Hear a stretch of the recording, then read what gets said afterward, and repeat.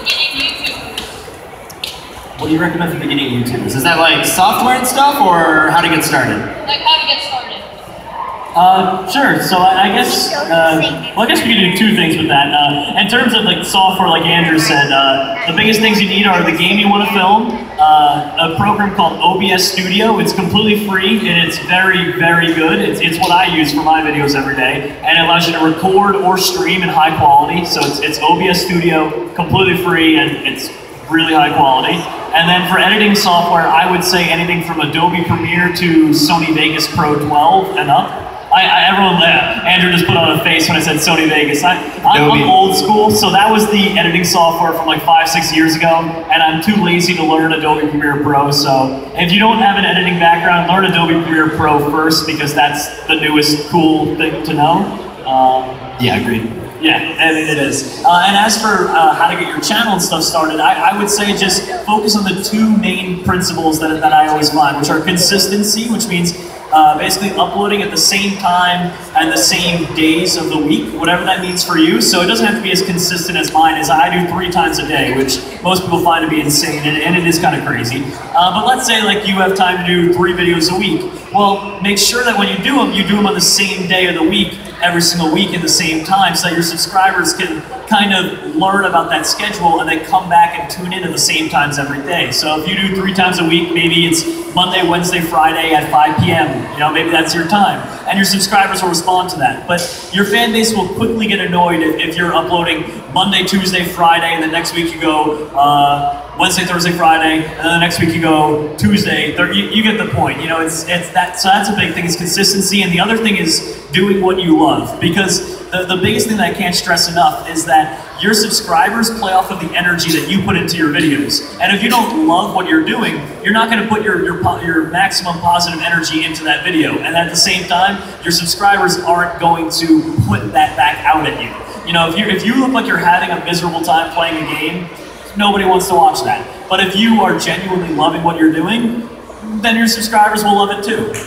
Unless you're really funny while you're miserable playing the game, and then they enjoy your pain. Yeah, I suppose if you're the kind of guy who can make a rage type video, then maybe you can be miserable playing a game. But for the most part, just pick something you love and stick to that. I guess you have to love being miserable at that point to really pull it off. I suppose.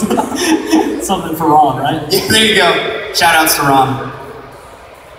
Hi, Ron. You can wave.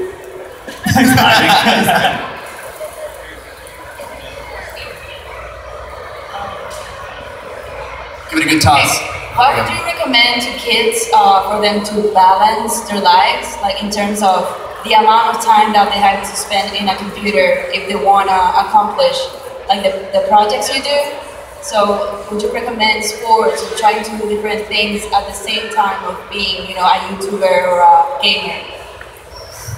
So I guess essentially the question is like, how do you balance it? What's the recommendation? How do you prioritize? It's like balancing with like your real life. Yeah, you're going to school and figuring that out. The biggest way to balance it with your real life is to always keep in mind that the most important thing is your education or your job, whatever that is at the time. The best way to start off YouTube is to think of it either as a part-time job, if you have time for that, or even a hobby. It's not something that should interfere with your school or with your sports or your extracurriculars. It's something to complement that.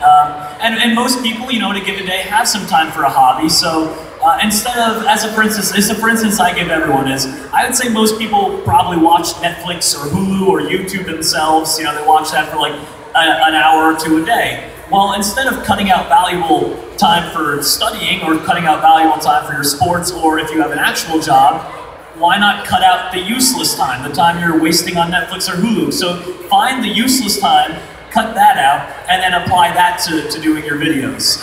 Just make sure that you keep your real priorities straight. That's a big thing. I think too, it's like if you come into YouTube expecting it to be your job right away, you're going to be incredibly disappointed. Oh yeah. That's not how it works, and that's not what it is. Exactly. You have to love it. You can't just jump in and make it a full-time job. As of, for instance, I didn't make a single penny from YouTube for the first 2.5, 3 years of me doing it. I think it was actually, no, it might have been more than 3. It might have been 3.5. It was like 3.5 years until I even saw a dime from what I was doing. And then it took a solid 6.5 years until I could actually do it full-time. So if you think about it, it's not something that you should go into with the mindset it's going to be full time. It took me 6.5 years to get to that point. So you know, just do it because it's fun. Who inspired you to be a YouTuber, and what makes you like Minecraft so much? So, who inspired you to be a YouTuber, and what makes you like Minecraft so darn much?